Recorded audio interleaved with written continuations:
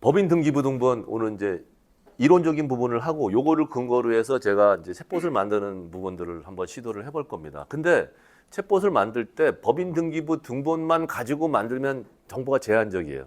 그래서 크레탑이 같이 들어가야 되는데 그 크레탑 들어가는 부분이 다음에 교과가 연결돼 있어서 일단 법인 등기부 등본에 대한 챗봇을 먼저 만들고 그 다음에 융합으로 갈지 아니면 한꺼번에 할지 그거는 좀 고민하고 있어요. 근데 결론적으로 이 단품들의 챗봇을 다 만들고 그거를 다시 융합하면 그게 기업 컨설팅 리포트인 거예요. 그거를 우리는 지금까지 구글 시트 작업을 해가지고 제가 300만 원인가 돈을 들여서 기업 컨설팅 리포트를 우리 자체로 만들었거든요. 근데 이걸 활용하면 그거보다 좀 더 양질이 나올 것 같다는 생각이 들어. 그래서 일단 단품을 만들고 종합적인 방향으로 가려고 이제 하는 겁니다. 어쨌든 그 기업 컨설팅 리포트도 그렇고 법인 등기부 등본도 그렇고 크레탑 자료도 그렇고 결론은 뭐냐? 이 세 줄에 들어가져 있습니다.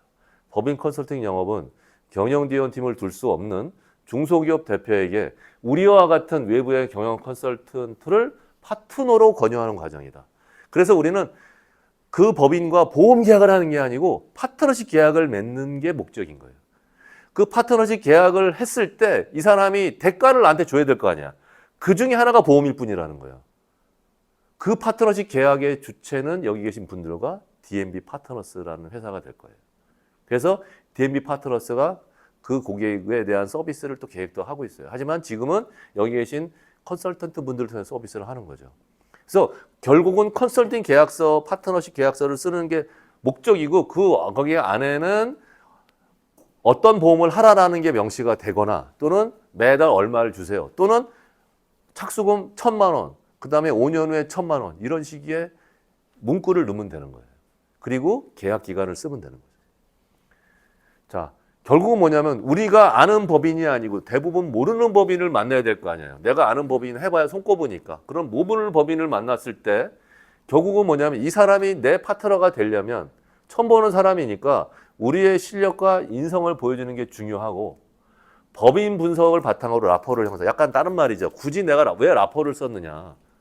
이게 되게 중요한 거예요. 제가 체감적으로 봤을 때 내가 다른 사람, 다른 법인 영업하는 회사에 거기 있는 FC 분들보다 내가 왜 확률이 높을까 고민하니까 저는 그걸 잘했어. 왜? 나의 차별성이 뭘까?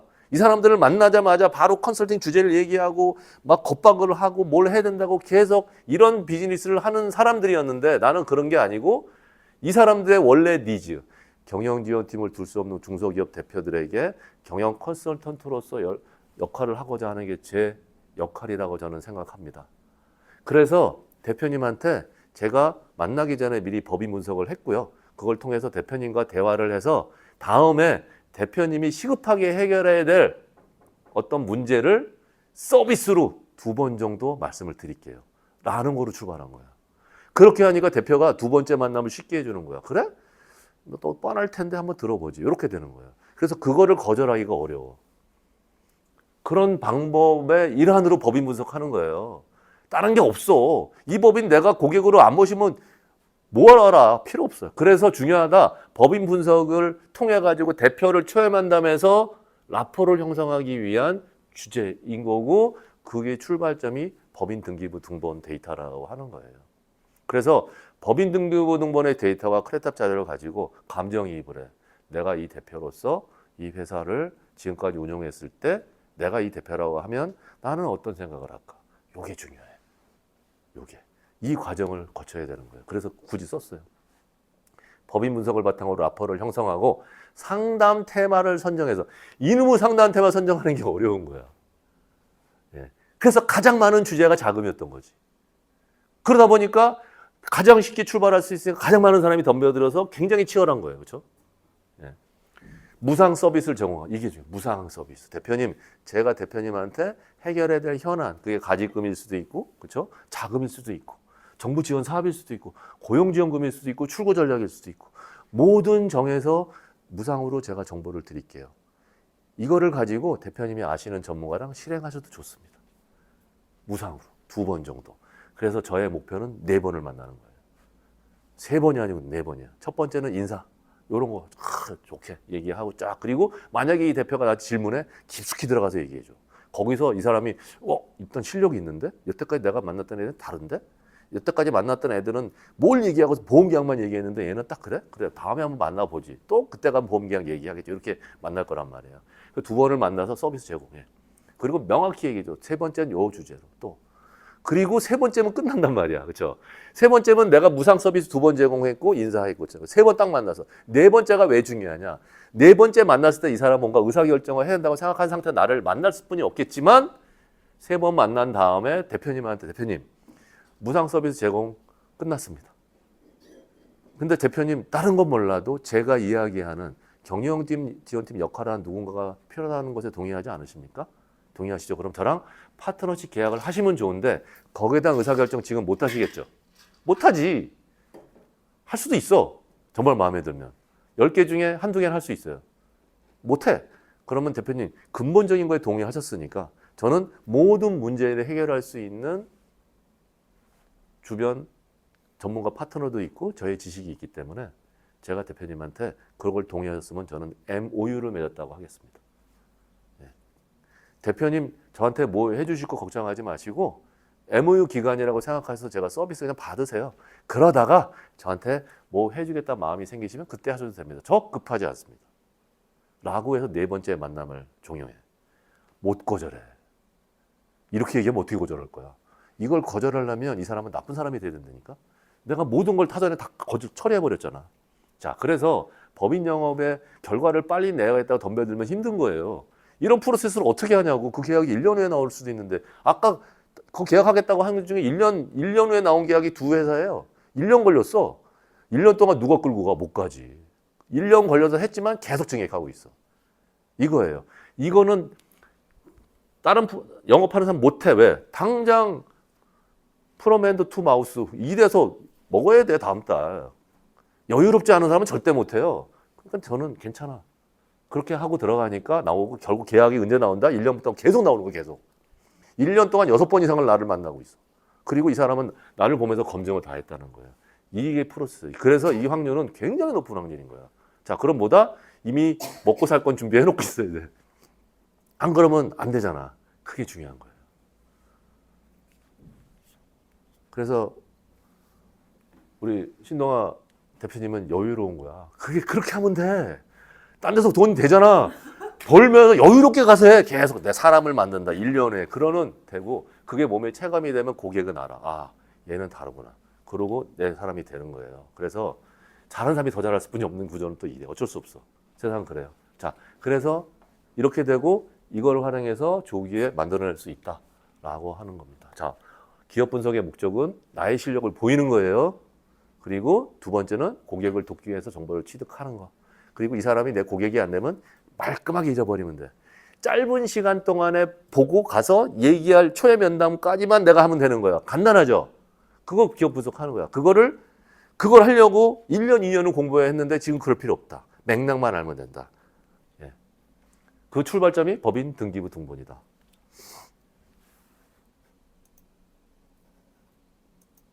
자, 법인 등본 총론 얘기할게요. 법인 등기부 등본은 사람으로 치면 주민등록 초본하고 똑같다. 과거의 이력이 그대로 온다. 그리고 법인 등기부 등본은 정관, 이제 나중에 정관을 하겠죠. 정관의 절대적 기재사항과 연결돼 있다. 정관에 보면 절대적 기재사항과 상대적 기재사항과 임의적 기재사항이 있어요. 자, 정관에서 대표한테 얘기할 때 반드시 이 멘트를 써야 되는 거예요. 정관에는 절대적 기재사항과 상대적 기재사항과 임의적 기재사항이 있다. 절대적 기재사항은 등기부등본과 매칭이 된다. 틀리면 안 된다. 그래서 그 정관이 등기부등본과 다르면 상법적으로 유효하지 않은 정관이 되기 때문에 정관의 절대적 기재사항은 그만큼 중요하지만 그래서 오류가 없다. 예.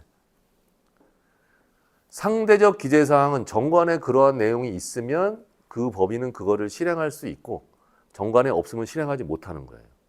대표적인 게 중간배당이죠. 정관에 중간배당 규정이 없으면 이 법인은 3월 달에 하는 정기 배당만 가능해요. 근데 정관에 중간배당이 있으면 가능한 거예요. 그게 상대적 기재사항. 임의적 기재사항은 뭐다? 정관에 있어도 그만 없어도 그만. 없다 하더라도 상법에 정해놨기 때문에 상법대로 하면 되는 그런 게 임의적 기재사항입니다. 자, 우리는 그러면 정관을 개정한다는 거는 뭘 바꾼다? 등기부등본과 다른 절대적 기재사항의 내용을 등기부등본과 같이 맞춰주는 작업. 근데 그거는 거의 대부분 맞아요. 하지만 상대적 기재사항 12가지 중에 빠진 것이 있다면 그거를 하는 게 정관 개정인 거예요. 그렇죠? 12가지. 물론 상대적 기재사항은 수십 가지예요. 하지만 의미 있는 건 12가지. 저는 그래서 항상 이 숫자를 딱 외우는 거예요. 숫자를. 고객이 숫자를 들으면 정관이 이거 얘기했는데 상대적 기재사항 그 뭔지를 모르는데 12가지? 굳이 왜 12가지지? 얘는 그 숫자를 외웠다. 그래서 굉장히 숫자를 외우는 거는 중요할 수도 있습니다. 근데 여기는 정관 그런 걸 외우는 자리는 아니야. 법인의 등기부 등본은 사람으로 치면 주민등록 초본과 똑같이 이력이 들어가져 있구나. 그리고 우리가 법인 등기부 등본을 딱 보는 순간에 그 정관의 1조서부터 7조까지 내용이 나온 거야. 정관 1조부터 7조가 이거 똑같거든. 이거는 순서가 똑같아. 네. 자, 상호, 본점, 공고 방법, 한 주의 금액, 발행할 주식의 총수, 발행 주식의 총주야 수 하나, 둘, 셋, 넷, 다섯, 여섯, 일곱은 성립일. 예. 그래서 그 내용이 그대로 연결돼 있다라고 하는 부분. 변경하려면 어떻게 된다? 주민등록 기본적으로 법인 등기부 등본을 변경하려면 정관을 바꾸는 거죠. 정관을 바꾸는 건 주총의 특별결의 사항인 거예요. 대부분의 경우. 하지만 본점 이전과 대표이사의 주소 이전은 주총의 결의 사항은 아니다. 이렇게 보시면 될 것 같습니다. 자, 오늘의 하는 종목은 주특기 종목이 우리 신경선 LP님이 주특기 종목이야. 이분은 이거 등기하시는 업무도 하시는 분이세요. 예. 근데 이제 우리 신경선 LP님이 바라보는 정관의 부분과 법인 분석을 하는 저의 시각은 약간 이제 항목마다 좀 다른 부분들이 있을 거예요. 자, 어쨌든 대표이사 주소 이전은 주민등록 초본 제출하면 되는 건가요? 예. 나머지는 주총의 특별결의야. 왜 그러냐? 정관을 바꾸는 거기 때문에 특별결의 사항으로 변경을 하는 겁니다. 예. 놓치기 쉬운 등기사항. 여기에 있는 내용은 변경일로부터 2주 이내에 여기에 기록을 바꿔야 되는 게 정상인 거예요. 그렇지 않으면 문제가 된다. 등기사항.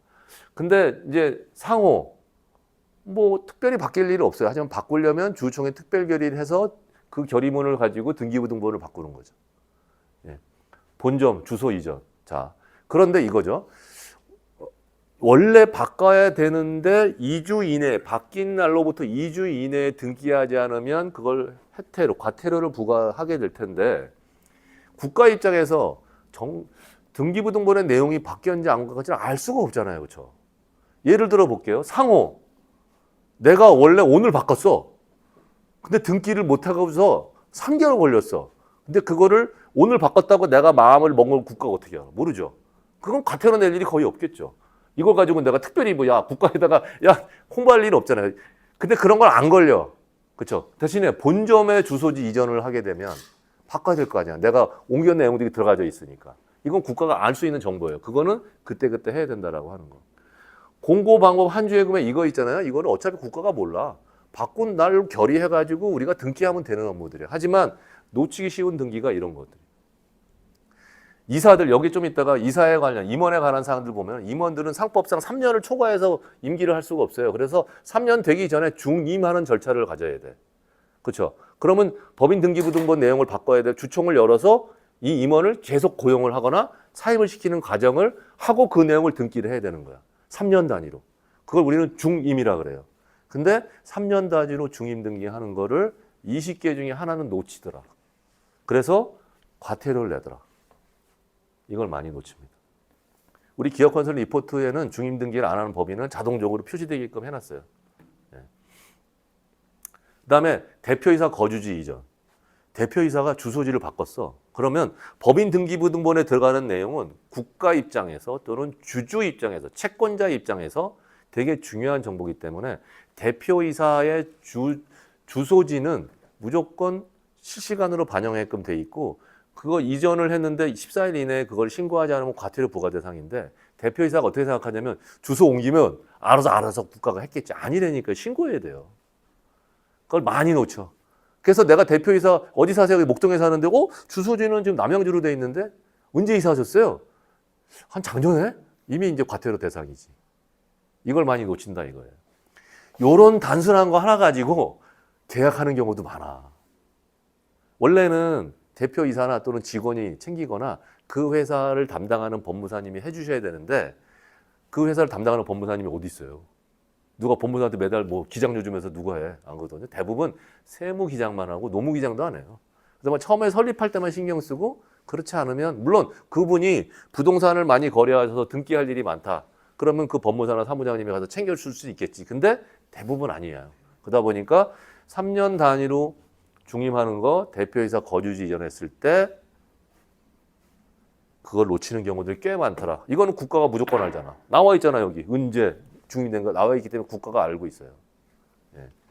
그리고 대표이사 주소 이전하면 그쪽에 주민센터에 신고했을 거 아니야. 그 내용이 다 있기 때문에 국가가 뭐 알 수뿐이 없는 거기 때문에 그거를 소급해서 적용해서 과태료를 안 무는 걸 할 수가 없다라고 하는 거고 요런 등기상 하나 가지고 계약하는 케이스가 저도 2건 있습니다. 2건.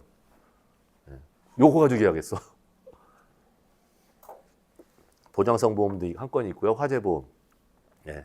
그 다음에 딱 그냥 화재보험 하나. 근데 화재보험 몇십만 원 이런, 물론 거기 크진 않아. 90만 원인가 그랬어요. 예. 그래서 중임등기 하나 가지고 화재보험 90만 원 이제 하나 한 거죠. 자, 그 다음에 과태료 이렇게 돼 있다. 2주 이내에 해야 된다. 아니면 과태료 된다. 최대 500만 원까지 벌금을 낼 수 있다. 자, 그리고 이런 등기료 있잖아요. 이렇게. 이거는 다 메모리잖아요. 국가의 메모리를 쓰는 거예요. 그거를 위한 비용과 세금이 들어가는 거예요. 그게 요즘 올랐는지 모르겠는데 이게 제가 요거 진행을 우리 신경순 팀장이 하시거든요.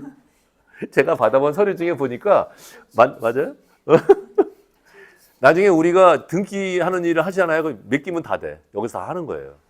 예. 그렇기 때문에 이게 보니까 대충 5만 얼마 나오더라고. 아, 요거 하나당 5만 얼마구나. 2개 바꾸면 10만 얼마 되겠구나. 거기다가 이제 수수료가 들어가는 거예요. 예. 수수료 법무사 사무실에 주는 거죠. 그래서 등기하는 일이 발생했다. 법인 등기부 등본의 내용을 바꿔야 된다. 또 그 사람이 부동산 취득을 해서 등기해야 된다. 그럼 우리 신경순 팀장님한테 맡겨주시면 되는 거예요. 그렇죠? 그걸 우리가 하려면 피곤해. 고객에서 피곤하다. 근데 우리가 뭐 하래 그거. 그냥 전문가한테 맡기면 되지. 그렇죠? 다만 이제 여기서 조금 우리 이제 신경순 LP님뿐만 다른 분한테 드리고 싶은 말씀 뭐냐면 이런 거야.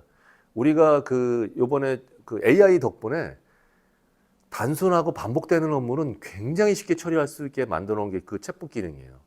제미나이 그걸 나중에 하시면서 그 기능을 꼭 만드세요.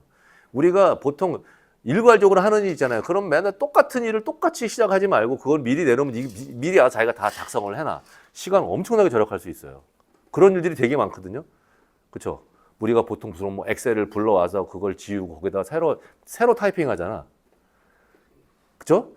엑셀 불러들여와 지워 새로 타이핑에 다 시간이야. 그렇죠? 그거를 챗봇 만들면 한 방에 끝나버리는 거예요. 1시간 걸릴 일을 1분에 끝날 수 있는 일이 AI 에이전트로 활용하는 거거든요. 그래서 그 남은 시간에 다른 일을 하거나 시간적인 자유 누리는 거예요. 그래서 그런 자동화를 이번에 AI 하시면서 꼭 만들어 보셔요. 심지어 이메일을 받아서 지가 내 구글 캘린더에 알아서 일정 지가 집어넣어줘. 그리고 나한테 알람이야. 그렇죠? 그리고 명령을 내리면 카카오톡으로 일정한 지정한 고객한테 내가 지정한 날짜, 지정한 시간에 지정한 정보를 지가 뉴스 클리핑을 해서 고객을 카톡을 보내. 이게 다 연동이 돼요. 예전에 어떻게 했어? 와, 내가 한 달에 2번 정도 고객한테 문자 메시지 보내. 고객 리스트 해놓은 걸 갖다 불러와. 거기다가 또 타이핑을 해. 뉴스 검색해. 그래서 해. 이 작업을 하루 종일 했단 말이야. 이제 필요 없어. 미리 해놓으면 지정한 날짜에 지가 검색해서 지가 다 보내. 내일이 없는 거예요. 그런 일을 빨리 자동화해서 우리 일에 진짜로 집중할 수 있는 시간을 꼭 만드셔야 돼요. 그런 일이 어떤 일인지는 각자는 아실 거예요. 자, 어쨌든 그 칼럼 하나당 5만 얼마네? 거기다가 수수료와 다른 비용들이 들어가는구나. 2개면 10만 얼마네? 이런 개념. 네, 이런 개념도 머릿속에 한번 넣어놓으세요. 자, 강론으로 들어가 보겠습니다. 자, 시험 문제 이거는. 자, 등기부 등본에 의미 있는 필드 값이 몇 개다? 10개다. 그리고 그걸 쓰는 거예요. 상호, 첫 번째. 회사의 이름이죠. 정관에 제1조에 들어가 있어. 당 회사는, 본 회사는 뭐뭐뭐뭐 주식회사 뭐뭐뭐로 칭한다. 뭐뭐뭐뭐 주식회사라 칭한다. 주식회사가 앞설 수도 있고 뒤를 수도 다른 거예요. 그냥 정확히 나름이에요. 이름 편하게. 근데 제가 알기로는 법인 등록할 때 사업자 등록증하고 완전 다르면 등록도 안 된다고 들었어. 내가 알기로는 뭐뭐뭐뭐 주식회사인데 내가 주식회사 뭐뭐로 입력하면 서로 다른 회사로 인식이 된대요.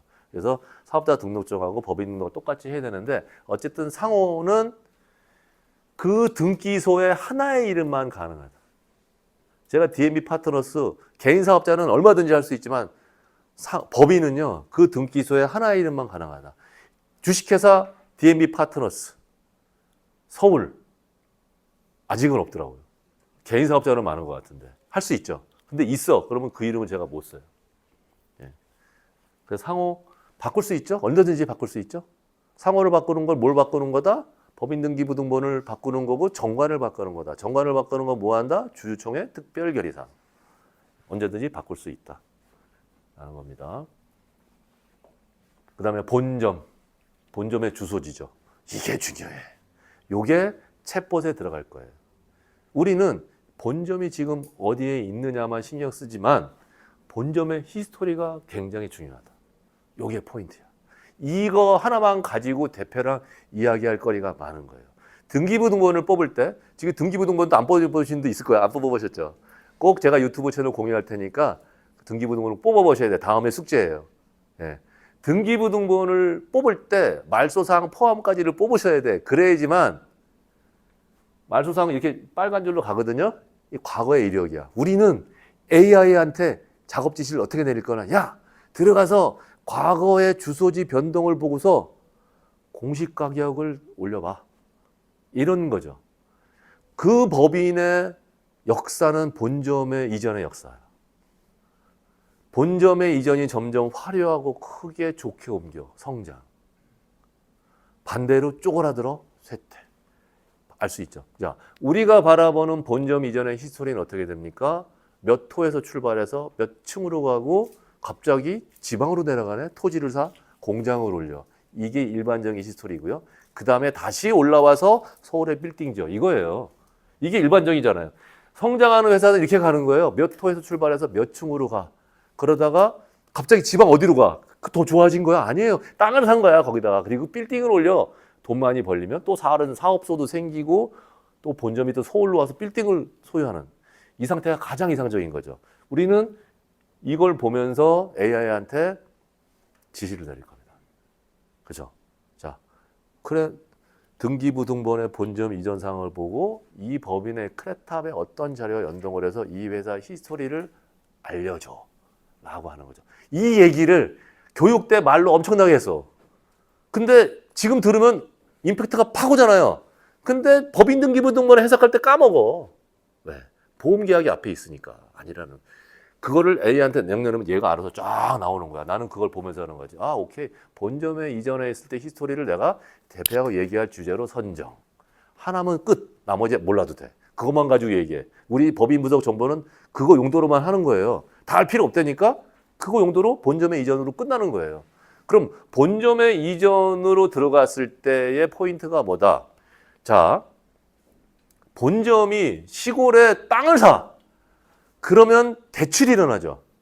대출이 일어날 때 부채가 늘어나고 부채 비율의 감소를 위해서 증자하는 프로세스를 겪겠죠. 본점의 소재지가 변동될 앞부분 쪽에. 그렇죠? 그런 내용은 어디 있다? 크레탑에 있다. 그런 내용을 가지고 크레탑 자료를 같이 연동시켜서 AI가 뽑아주면 나는 더 얘기할 거리가 생기겠다. 이거를 AI한테 지시를 내면 되겠죠, 제가. 요게 노하우인 거예요. 자, 법인 분석은 뭐다? 그 대표한테 나의 실력과 라포를 형성하기 위한 끈으로는 너무 좋지 않습니까? 그렇죠? 본점의 히스토리 하나만 가지고 얘기하는 거야. 그때 대표님이 언제 공장을 부지를 사서 옮기셨는데 자본증자를 이렇게 해서 대출 얼마 받으셨고 했는데 잘 되셨네요. 이런 내용을 자연스럽게 하는데 여태까지는 뭐냐 다 공부하고 그때 유상증자하면 주식 다 복잡하게 계산했어. 거기도 못 가. 하지만 우리는 이걸 지금 알았어요. 뭐 흐름, 상식을 지금 말씀드렸잖아. 아, 오케이. 근데 이걸 제가 만들어 드리면 AI한테 등기부등본과 크레탑자를 넣고서 야 본점의 이전 상황에 대해서 네가 좀 해줘. 그러면 얘가 얘기해 주는 거야. 나는 운전하면서 들어. 대표한테 그 얘기 해주는 거야. 이거예요, 이거. 자, 그래서 본점의 히스토리가 되게 중요하다. 어떤 법인은. 그래서 히스토리를 보시라는 거야. 이 흐름이 있는 거예요, 그렇죠? 자, 이제는 우리가 보고서 신경 안 써도 돼. 제가 챗봇을 만들어내면 그거 가지고 본점의 특징만 가지고 요걸 가지고 영업력을 발휘해서 얼마만큼 잘 얘기할 수 있느냐. 요것만 만들면 되는 거예요, 그렇죠? 본점은 그래도 중요하다. 본점을 이전할 때 어떻게 성장해서 이전했느냐. 그때 당시에 자본금 증자가 많이 일어난다니까요. 한번 보세요. 본점 이전할 때 땅을 사다 가면 그때 당시에 여기에 자본금 이게 변동돼 커져. 왜? 대출을 받으려니까 부채비율이 너무 높아져서 은행이 야, 너 증자해. 이렇게 얘기가 들었더란. 그러니까 그때 올라가는 거야. 그때 변동성이 생기죠. 그런 내용이 본점의 히스토리에 들어가 있다라는 거야. 굉장히 중요하다. 자, 공고 방법. 공고 방법은 보통은 일간 매일경제신문에 게재한다. 와, 시간 별로 없네요. 큰일 났다. 자, 요거는 뭐냐면 대부분 신문인데요. 홈페이지가 있으면 홈페이지에 공고하는 게 되게 좋겠죠. 신문에 공고내면 최하 40이야. 한 번에. 물론 큰 돈은 아닐 수도 있지만 그래서 크레탑에 보면 홈페이지가 나와 있어. 크레탑에 가서 홈페이지 딱 있는데 공고 방법에 홈페이지가 없네? 그러면 알람이 딱 뜨겠지. 아, 이 회사는 홈페이지가 있는데 공고 방법에 없다. 우리는 과거를 등기부등본 보고 홈페이지 있는데 인터넷 검색을 해봤잖아요. 하지만 이제 그럴 필요 없다. 지가 요거는 끄집어낸다. 라고 하는 거예요. 제가 이렇게 얘기하니까 머릿속에 더 들어오지. 내가 이제는 이거 신경 안 써도 돼. 왜? AI가 해줄 거니까. 그죠? 자, 한 주의 금액은 최하 100원. 그러니까 100원짜리 회사도 존재할 수 있어요. 하지만 이거는 그 회사의 미천이기 때문에 100원으로 설립하는 회사는 없죠. 네. 자, 한 주는 100원, 500원, 1000원, 2000원 관계없어요. 하지만 우리가 만나는 법인의 대부분은 1000원, 5000원, 만원이 일반적입니다. 근데 100원짜리가 있다. 이 회사는 상장이 계획일 가능성이 높다고 보면 돼요. 주식수를 늘어놓아버린 거야. 그렇죠? 네.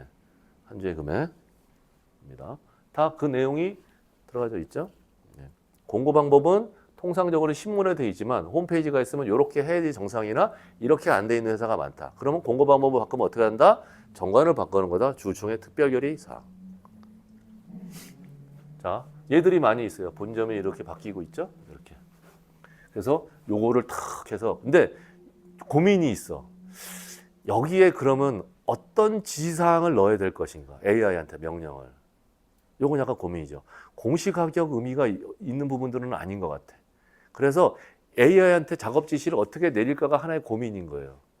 이 본점의 이동을 통해서 이 회사의 성장과 쇠퇴를 AI가 뽑아낼 수 있는 지시어를 뭘로 정할까? 요거는 사실 솔직히 고민이에요. 어쨌든 본점의 흐름이라고 하는 부분들이 있고 공고 방법 한 주 5,000원 이렇게 돼 있죠. 쭉 가면 증자했다. 근데 증자가 애매하네. 1억 8,600? 37,200주? 좀 이상하지 않습니까? 그렇죠? 보통 이게 아니잖아. 1억 애매해. 이런 거는 어떻게 통상적으로 끝수가 떨어지는 게 좋아. 이런 거는 분명히 유상증자예요. 그러니까 보통은 증자할 때 액면가로 하면 이런 숫자가 안 나와. 5천, 1억이기 때문에 이런 숫자가 안 나오는데 이렇게 하잖아요. 그러면 유상증자야. 액면가보다 비싼 금액으로 발행했기 때문에 이런 숫자가 들어가는 거예요. 지금 요 말은 못 알아둬도 좋아요. 알아들으시는 분만 알아들으시면 돼요. 나중에 따로 있을 거예요. 어쨌든 요걸 보면서 우리는 그런 해석이 가능한 거죠. 그럼 유상증자 이럴 때 유상증자의 가능성이 좋다. 그리고 AI한테 야, 이 회사 유상증자 내용 봐. 그러면 크레다 쭉 들어보면 나오죠. 그 작업은 할 수는 있을 것 같아. 자, 어쨌든 그렇다. 상호가 농업회사 법인도 있으면 좀 이따 보게 될 거예요. 이렇게 농업회사. 이 회사는 농업회사 법인의 특수 목적이 있어요. 네, 그래도 법인이에요. 이런 개념으로 실예들이 있다라는 겁니다. 자, 첫 번째 상호, 본점 여기까지는 됐어요. 한 주의 금액 아까 했죠. 그 다음에 발행할 주식의 총수. 이거하고 얘랑 헷갈려. 발행할 주식의 총수예요. 수권 주식. 앞으로 이 회사 더 발행할 수 있다는 주식인 거고 지금 현재 발행한 주식은 이거예요. 자, 발행할 주식의 총수는 예전에는 상법상 얘가 보면은 2만 주였죠. 회사 설립한 4배였죠. 2만 주 4배. 이렇게 돼 있어요. 요즘도 여전히 이렇게 설립하고 있어. 근데 지금은 예전에 이거의 4배 이내라고 해가지고 4배까지 했는데 요즘은 제한이 없기 때문에 많이 크게 하는 게 발행할 주식의 총수인 겁니다. 그래서 대표들한테 만나면 할 게 없으면 이거라도 얘기해. 대표님, 향후에 주식을 많이 발행할 수 있는데 왜 8만 주로 묶어놨었어요? 이거 1,000만 주로 가시죠. 그래도 돼요? 그렇습니다. 상법 개정으로 인해서 과거에는 이거의 4배까지만 설립할 수 있었는데 지금은 제한이 없기 때문에 어차피 공고 방법 바꾸려면 주총 여러 등기부등 바꿔야 되는데 바꿀 때 이것도 같이 바꾸세요. 그래서 패키지로 들어가는 겁니다. 별 내용은 아니지만 대표한테 뭔가 해주는 느낌. 얘기는 이렇게 하시면 돼요.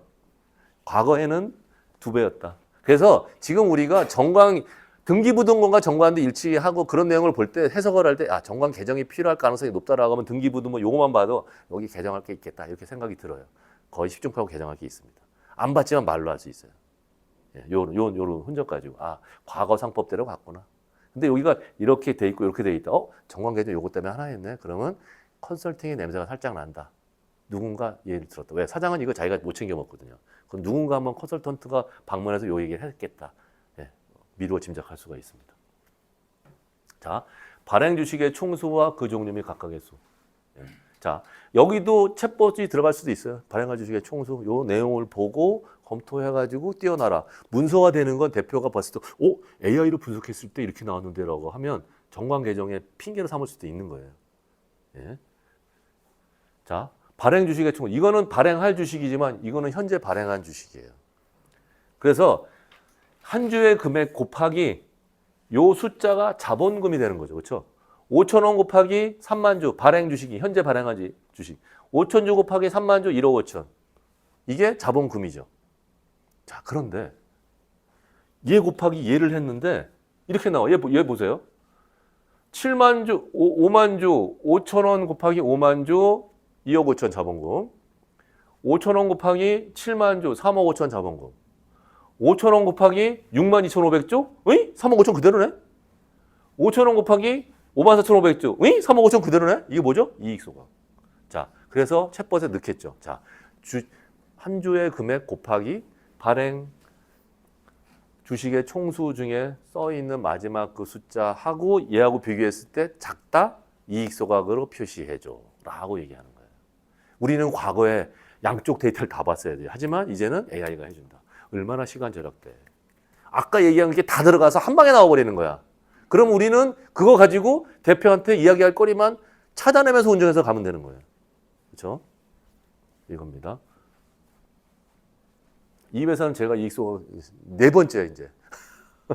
네 번째. 아까 900만 원 계약한 데라 그랬죠? 네 번째. 내년에 500만 원 하는 데도 여기예요. 네 번째 합니다. 또. 처음으로 제가 이익소각을 진행했던 때가 2019년도입니다. 그때 했던 데입니다.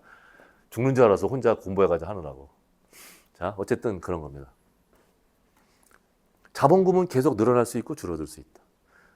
그래서 자본금 같은 경우 이익소각을 했느냐 또는 증자했을 때 끝수가 이상하다 그러면 유상증자를 저는 포커스를 찾을 거고 유상증자는 시점으로 돌아갔을 때 회사의 여러 가지 사항을 판단할 수 있도록 AI한테 지시를 내리겠죠. 그러면 그 소재가 이야기할 거리가 되는 거예요. 그렇죠? 자본금의 변동은 굉장히 중요한 상황이죠. 누구한테? 자본금의 변동은 누구한테 중요해? 주주. 또 누구한테 중요해? 채권자. 자, 그래서 법인 등기부 등본은 부동산 등기부 등본과 똑같이 누구나 다 열람할 수 있는 거예요. 왜? 공개해. 법인이니까. 왜? 누구한테 중요해? 채권자나 주주한테 중요하잖아. 그러니까 공개하라는 거야. 그래서 자본금 변동은 되게 중요한 거예요. 자본금 늘리는 게 여러 가지로 좋죠. 회사의 기본 자본이 늘어나는 거니까. 줄이면 좀 리스크한 거야. 네. 그래서 자본을 늘리는 걸 증자, 자본금을 줄이는 걸 감자. 증자, 감자 다 되게 중요한 이슈이기 때문에 특히 감자는 너무나 중요한 이슈가 될 수 있죠. 그래서 공고를 해야 돼, 신문에. 늘리는 거는 긍정적인 거야. 그래 괜찮은데 얘는 줄이는 거니까 채권자다 되게 리스크한 상황이 되니까 공고해. 아무도 안 보는지만 공고해요. 요만하게 이렇게. 근데 그 공고할 때 공고 방법이 신문이 아니고 인터넷이야. 인터넷 넣는데 그렇죠?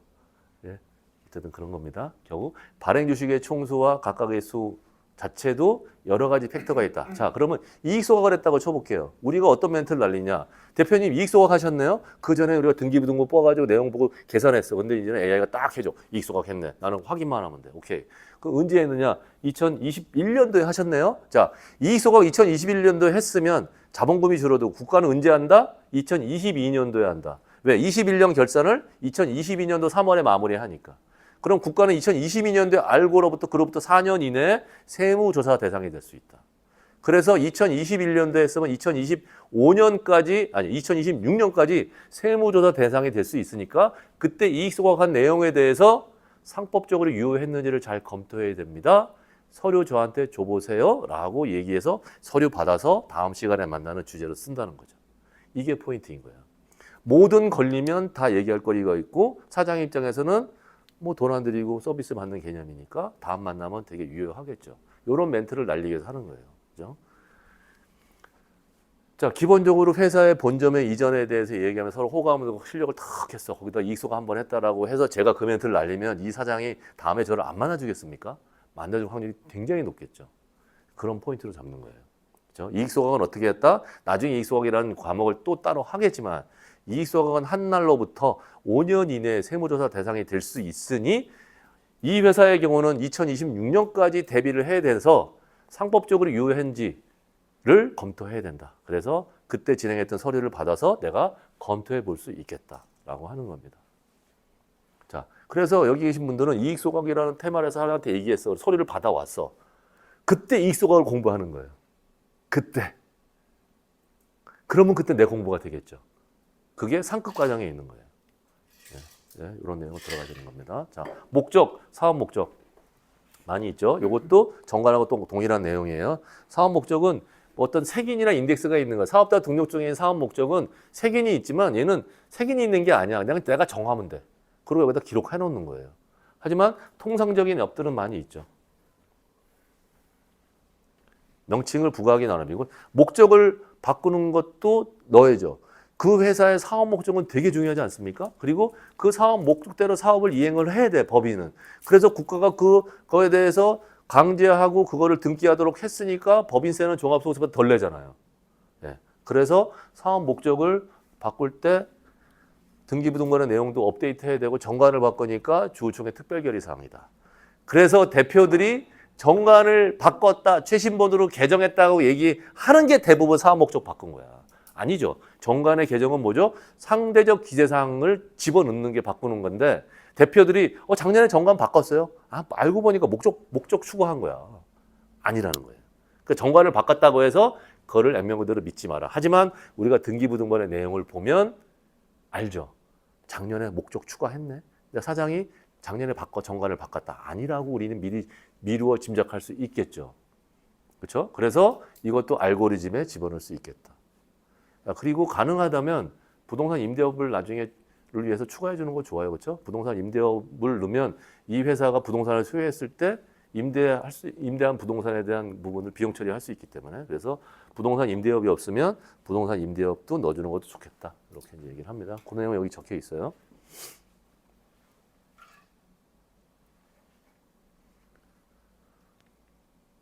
네, 이렇게 돼 있죠. 아까 이제 한 번 더 봤던 건데 이상해 여기도 그렇죠?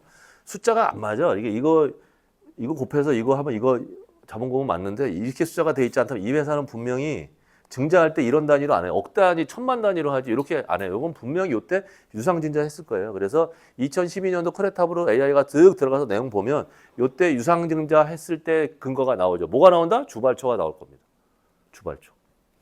주식 발행 초과금이 나올 거고 주식 발행 초과금과 요때 비교해 12,000주 늘었 1200주 늘었네요. 1200주를 나누면 한 주당 얼마로 유상증자 했는지도 알 수 있어요. 그걸 가지고 하는 건데 이거를 예전에는 우리가 들어가서 크레탑 들어가서 찾아보고 막 복잡하게 했지만 이제는 AI가 해줘서 그때 한 주당 금액 얼마로 유상증자 했는지도 알아낼 수 있겠다. 정보를. 그럼 우리는 그거 가지고 얘기하는 거죠. 예, 하는 거예요. 사업 목적 이렇게 부동산 임대업 들어가졌다라고 하는 거 예, 이렇게 됐죠. 5,000원 곱하기 요때 많이 올라갔어요. 요때 분명히 대출이 있을 가능성이 높아 내가 볼 때. 요때 어디에 뭔가 옮길 때 요거 그렇죠. 이렇게 늘어났다는 거는 두 가지 자본을 증자했다는 거는 돈이 필요한데 이런 회사가 1억 5천이라는 돈이 없어가지고 하기보다는 어떤 신규 사업을 위해서 증자했을 가능성이 높다는 거예요.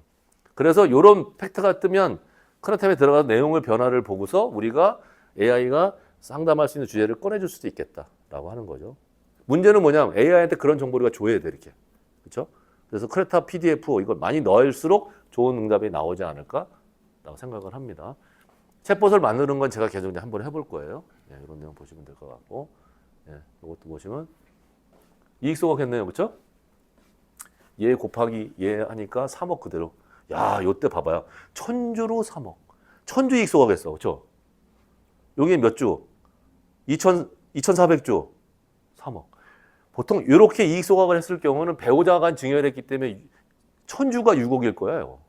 그치? 천주가 6억일 거예요. 이익 소각은 많이 들어보셨잖아. 배우자가 증여한도 6억을 해가지고 진행했기 때문에 분명히 요때 할 때 배우자가 진행하고 했는데 천주가 이 회사 주식 가치가 되게 큰 회사예요. 그 다음에 또 했어. 아, 2번 했네, 이익 소각. 요거. 바로 타겟팅이죠. 1년 요걸 주제로 2차 약속을 잡을 수 있을 것 같아요. 대표님, 이거 아직 리스크합니다. 물론 이익 소각에 대해서 작년 9월 12일 날 대법원 심리 불속해 결정이 내려져서 안전하게 할 수 있다 하지만 그럼에도 불구하고 안 되는 게 있다니까? 안 되는 거 했을 수도 있어요. 그래서 검토를 할 수 있겠다라는 거죠. 다만 이익 소각을 2번 했기 때문에 이런 주제로 엄청나게 많은 다른 컨설턴트들이 와서 얘기했을 거란 말이에요. 똑같은 얘기하면 안 돼. 똑같은 얘기 안 하기 위해서 뭐야? 분석한 거잖아. 그래서 이 회사의 이력에 대해서 우리가 더 조사하고 하는 거야.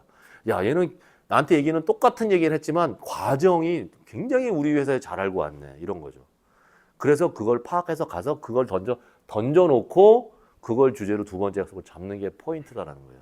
이런 회사 수도 없이 들었어. 근데 나는 오케이 이거 다 들었어. 차별적인 걸 생각해야 돼. 그게 어디서 나온다? 등기부등본과 크레텀에 나온다. 그거를 내가 배워서 가서 그 멘트를 던져야지만 다음 약속을 잡을 수 있다라는 겁니다. 예.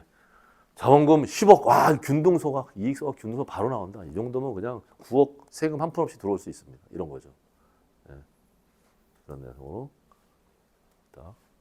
큰 회사예요, 제가 알기로는. 비료회사인가 그래. 농업회사법인은 이렇게 목적에 이런 내용으로 들어가져 있더라라고 하는 거고요. 농업회사법인은 이건 뭐 공부의 커리큘럼에 들기는 어려운데 일단은 기본적으로 배당소득이 완전 분리과세를 해가지고 메리트가 있어요. 일단 그런 부분들이 있습니다. 나중에 따로 이거는 본부장들하고 얘기를 하세요. 자, 나머지 3개 임원에 관련된 사항. 자, 현재 임원 구성을 파악할 수 있는데 그 임원 구성 중을 우리가 주로 보는 게 뭐냐? 가족이 있느냐예요. 가족. 성씨가 같다. 그리고 임원들 이렇게 생년이 나오거든요. 이렇게. 그러면 대충 아버지 아들, 아버지 딸 알 수 있어. 그거하고 성씨가 다른데 남편보다 한두 살 터울이야. 몇 살 터울이야. 아, 배우자. 알죠? 그렇죠? 배우자 보통 사내이사, 감사 이게 들어가져 있어서 임원의 구성을 보면 첫 번째 가족이 임원 지도로 들어가져 있느냐 없느냐를 파악하는 부분들인 거고요. 그렇죠? 그 다음에 이사회가 존재하느냐. 이사회는 사내이사가 3명 이상 있으면 이사회예요. 이 회사는 이사회가 있나요? 사내이사 어떻게 되죠? 신모 씨 하나, 사내이사 김모 씨 하나, 사내이사 2명이니까 대표이사 김모 씨네요. 이사회 없죠? 이사가 2명이야.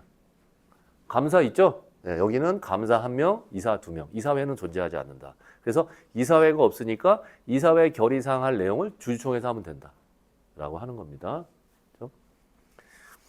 상법에 보면 회사의 의결에 대해서 어떻게 결정하라라고 나와 있어요. 그렇죠? 회사의 최고 의결 기관은 뭐죠? 전주주총회. 그다음에 주주총회 특별결의, 주주총회 보털결의, 그다음에 이사회, 그다음에 대표이사 결정. 이런 단계, 그다음에 부서장 이런 식으로 가는 거예요. 근데 상법에서는 모든 걸 다 결의하지 않고 야, 이사회가 없을 경우에는 주주총회에서 이거 결의해. 이사회가 없을 경우에는 대표이사가 이거 해. 라고 그런 건 규정돼 있어. 그렇죠? 어떤 거는 주주총회 특별결의, 어떤 건 주주총회 보통결의, 어떤 건 이사회. 이렇게 3가지를 결정해 놓고 이사회가 없을 경우에는 어떤 거는 주주총회, 어떤 거는 대표이사가 알아서 결정해. 이렇게 상법 380조에 나와 있어요. 그래서 그 내용을 준용하는 게 되게 중요해요. 그렇죠? 중간 배당은 원래는 어디서 하죠? 이사회에서 결의하는 거예요. 하지만 이 회사는 이사회가 없으니까 주주총회에서 결의하는 거야. 상법에 나와 있는 대로. 이게 상법적인 절차를 지키는 거예요. 회사가 취득한 주식을 소각하는 거 원래 이사회 결의 사항이에요. 근데 상법에 오라고 이사회가 없으면 대표이사 결정해. 이거죠. 네, 이런 식으로 준용한다. 그래서 그 임원은 우리가 볼 때는 대표이사의 가족이 있는지를 보는 게 되게 중요하겠다. 근데 자본금 10억 미만의 회사는 이사회가 필요 없어요. 절차만 복잡하잖아. 대표이사가 3분의 1을 가지고 있으면 본인 도장으로 다 끝나는 건데 왜 또 이사회 여러 거를 또 갖춰. 그냥 특별히 실질적이지 않으면 이사회를 없애라 그래요. 다 사임시키세요. 하지만 이사회가 필요한 이유는 뭐죠? 이사회로 등재시켜서 월급 받게 하려는 거지. 근데 그것도 실질적이지 않으면 리스크합니다. 실제로 일하는 게 되게 중요하잖아. 실제로 일하지 않고 월급을 많이 가다가 안 되는 거죠. 국세청 다 알아요. 이제 더 잘 알지. 이 사람이 실제 이 회사의 사내 이사인데 이거 데이터 국가가 다 가지고 있는데 야 가족들 그러면 다 봐. 있네? 자, 이 사람들 카드 어디서 찍히는지 봐. 대중교통 카드. 분명히 이 사람 출근했다는데 대중교통에서 나눠서 지키고 있다니까 매일같이 출근 안 하는 거야. 야 월급 전수조사, 세금 추징, 비용 처리 못하고 종합소득세 때려. 무조건 알아 이거. 국가가 가만히 있는 거지. 아, 이 정도까지 손대지 말자 이거잖아요. 그렇죠? 너무 명확해. 그래서 은행과 확실하게 임원이고 실제 일해라. 그게 원칙이다. 그렇지 않으면 일하는 형식이라도 갖춰놔라. 타임카드라도 찍고 이걸 하도록 하는 겁니다. 그렇죠? 무조건 실질이 돼야 돼요. 500만 원 넘어가면 리스크한 거야. 전수조사합니다. 그래서 실질을 하고 얘기해. 물론 이제 유도린이 있으니까 아 여기까지는 국가가 터치하지 않아. 알아도 터치하지 않는 영역이 많은 거예요. 어쨌든 임원은 그런 내용이다. 그리고 3년 단위로 중임등기하는 맞죠? 2014년, 2017년, 2021년 이런 식으로 갈 겁니다. 근데 여기가 2022년 5월에 중임등기하고 아직도 안 하고 있어. 그렇죠? 등기 못했죠. 2025년 5월에 해야 되는데 이러한 데가 20개 중에 하나는 있는 거예요. 중임등기하는 거죠. 자, 그 다음에 각자 대표, 공동대표 있죠. 아시죠? 공동대표는 여기에 공동대표이사라고 써 있고요. 각자 대표는 대표이사, 대표이사 써 있어요. 각자라는 말이 없습니다. 공동대표이사는 두 사람이 동시에 도장을 찍어야지만 의사결정하는 거죠. 각자 대표는 둘 중에 한 사람만 찍어도 되는 겁니다. 그러면 공동대표는 실제로 사업하는 사람들 동업자끼들끼리 많이 하겠죠. 각자 대표는 어떻게 할까요? 부모, 자식. 어차피 내 아버지인데 나이가 들어서 실무를 하지 않지만 회사 대표로서 내가 있어야지만 되는 회사 대표이사 나 아버지 그리고 대표이사 아들 이렇게 하는 게 각자 대표입니다. 보는 순간에 느낌이 바로 옵니다. 공동대표는 지분보호 프로그램 바로 돌릴 수 있도록 얘기할 수 있겠죠. 어쨌든 그런 내용인 겁니다. 회사 성립일 자 되게 중요하죠. 이거 외우셔야 됩니다. 1996년 9월 30일 2001년 7월 23일 하도 얘기해가지고 1996년 9월 30일 이전에는 발기인이 7명 이상 2001년 7월 23일 요 사이는 발기인 3명 그 이유는 1명 자본금 10억 미만의 회사는 자 그런 거기 때문에 이 회사의 설립일에 따라서 차명 주주가 있느냐 없느냐를 바로 알 수가 있습니다. 대표님들 아니면 회사가 설립한 지가 오래됐어요. 2000년도 1월 달에 회사를 설립했다. 근데 그때 주주가 3명이다. 느낌적으로 그렇죠. 2000년도 2001년도 1월 달이면 요 이전이니까 3명이라 해야 되잖아요. 그렇죠. 그러면 그때 주주가 3명이다. 그러면 3명 중에 1명 또는 2명은 차명 주주일 가능성이 높습니다. 그래서 물어보셔야 돼요. 혹시 차명 주주 아니세요? 라고. 그럼에도 불구하고 이때 이후에 설립한 회사임에도 불구하고 법무사가 정보가 업데이트가 되지 않았어요. 그래서 여전히 최소한 3명 이상 해야 됩니다. 라고 하는 거 그렇게 얘기하면서 이런 거죠. 발기인이 3명은 돼야 되고요. 그리고 대표님 과점주주 되면 안 됩니다. 아직도 이런 얘기를 하고 있어요. 과점주주 관계 없거든요. 거의. 그런데 그렇게 해서 2006년도에 설립한 아까 경영인정기보험 500만 원 하고 그다음에 경정청구 1억 1천 했던 그 회사가 2006년도에 설립했는데 차명 주주가 2명 있는 거예요. 왜 이렇게 하세요? 법무사 그러라 그랬다는 겁니다. 법무사가. 아직도 이러고 있습니다. 법무사님은 연세가 85세야 출근도 안 하고요. 거기 있는 사무장들이 하는 거니까 기계적으로 하죠. 아직도 있습니다. 아직도 차명주주 유효합니다. 그래서 그때 2명 중에 1명은 비특수관계인에서 바꿔줬죠. 근데 그 회사가 50억짜리 땅을 샀어. 이미. 그 상태에서 특수관계인이 아닌 사람의 지분이 들어와가 10%가 업이 되니까 50억에 대한 간주취득세 10%가 업이 됐으니까 간주취득세를 납부를 해야 되는 거죠. 간주취득세 50억 곱하기 취득세율 2% 1억 곱하기 지분율 10% 올라갔죠. 10% 그래서 1,000만 원. 그래서 그 대표님은 1,000만 원의 간주취득세를 납부하게 됩니다. 그렇게 제가 그전에 정리하라고 얘기했거든요. 근데 안 하시다가 땅을 딱 사고 나니까 어이구 그 10%가 그 50억짜리 땅에 5억을 가져가는 거잖아요. 그러니까 이걸 정리하겠다고 그때 하신 거예요. 그 전에 그렇게 얘기했거든요. 결국 1,000만 원 내셨죠. 그러면서 그 지분을 자녀한테 이제 미리 본인이 안 갖고 자녀한테 5%씩 나눠준 겁니다. 그래서 그 작업을 제가 진행을 했죠. 네. 그래서 어쨌든 설립일 되게 중요합니다. 무조건 이게 머릿속에 넣어놓으시고 요거 하나 덕분에 왔다 갔다 할 수 있습니다. 그래서 이거는 외워두세요. 요거 이제 시험에 나오겠죠, 이거. 예, 기타 사항에 보면 요 밑에 기타 사항이라고 있어서 뭐 여러 가지 이런 내용들이 있는데 실내를 보여드리도록 하겠습니다. 양도 제한, 주식 양도 제한. 너 주식 가지고 있는 거 팔 때는 무조건 이사회나 주총의 허락을 받아야 돼. 그러면 의결권 없어. 이게 양도 제한이죠. 주식 매수 선택권, 스톡 옵션, 예, 전환 사채 이런 내용들이 다 들어가져 있습니다. 예를 들어보겠어요. 이 회사는 이사회가 있을까요? 없네요. 그렇죠? 사내이사, 대표이사. 그러니까 이사가 2명이라 이사회 없고 감사가 있고요. 3년 단위로 계속 중임 등기하고 있는 거죠. 예. 그래서 감사가 3월 달에 하다 보니까 다 결국은 3월로 다 모아버렸어요. 예, 한꺼번에 하려고. 안 그러면 3년 단위로 감사 3월 달에 해. 또 3년 단위로 다른 날에 또 이사를 하니까 귀찮으니까 다 법무사 사무장에 모아가지고 한 날로 다 한. 요렇게 하면 아주 그 사무장이 신경 써준 거예요. 예. 예, 어쨌든 이렇게 됐다. 예, 여기 보시면 그렇죠? 요 회사를 보세요. 요때 해가지고 분명히 요때 중임 등기를 해야 되는데 놓쳤어. 2023년도에 하게 된 거예요. 그러면 어떻습니까? 요때서부터 2년 하고 한 7개월 동안에 대한 과태료 냈겠죠. 20 몇 개월이죠? 20 뭐 한 30개월에 한 300만 원 냈을 거예요. 그리고 그 등기를 지금 한 거예요. 임기 만료 처리하고. 예. 그렇죠. 마찬가지로 예. 송 임기 만료하고 요때 취임했죠. 요때 등기한 거예요. 그렇죠? 보이시죠? 요때 등기하는 게 요때 취임한 날랑 같은 겁니다. 요 회사는 요때 과태료 낸 거예요. 요런 거 한번 재미삼아 얘기할 수 있겠죠? 예. 주식의 양도. 그렇죠? 기타 사항에 보면 주식의 양도. 이 회사의 주식을 타인에게 양도할 땐 이사회의 승인을 얻어야 된다. 근데 여기 이사회가 없네요.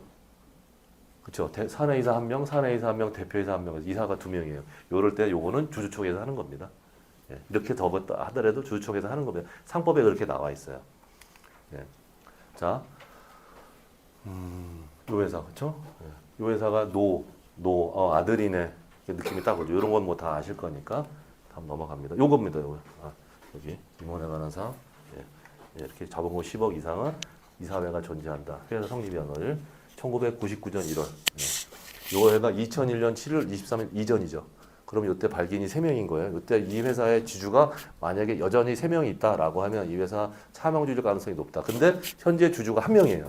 그럼 대표한테 얘기했어요. 대표님, 분명히 그때는 3명의 주주로 출발하셔야 되는데 지금 1명이 되면 차명주주를 정리하셨네요. 어떻게 정리하셨어요? 증여거래를 하셨나요? 양도거래를 했나요? 질문을 할 수 있겠죠. 그럼 그때 거래한 것에 대해서 한번 알아볼 수도 있는 거고 그렇게 얘기할 수 있고요. 예. 마찬가지로 예. 여기 나왔네. 자 보십시오.